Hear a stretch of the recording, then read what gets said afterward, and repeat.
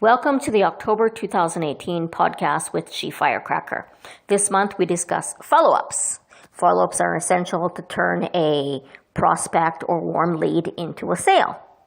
Now, many times we follow up a few times and then we give up. Well, a few years ago, I saw a statistic by an organization called the National Sales Executive Association, or NSEA, that said that most people give up before the fifth contact, and that follow-ups that turn into a sale are usually between the fifth and the 12th contact. And I've seen many people sharing this statistic as well, maybe on their own, maybe from this organization, I'm not sure.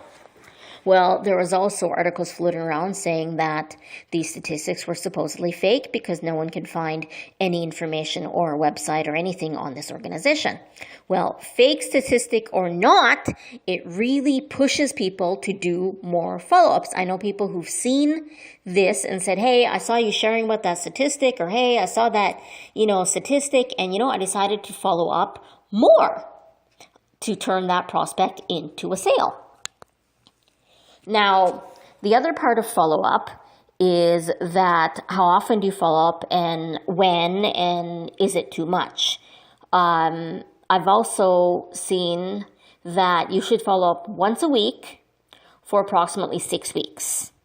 Usually by about the third or fourth follow-up, people will get back to you and they'll say, yes, I'm ready, I'm interested, let's talk, or they'll say no, or they'll say, I'm not ready yet. Well, what you can do is you can ask them, when is a good time to follow up with you? If they say, oh, I'll get back to you when I'm ready, they never will, 99% of the time. So it's best to ask, all right, if I don't hear from you in 6 weeks, 8 weeks, 2 months, whatever the case may be, I'll contact you again just to check in and see if you're ready yet.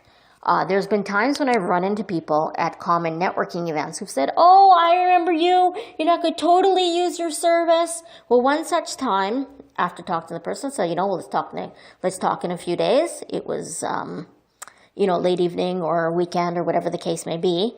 Let's talk during the week.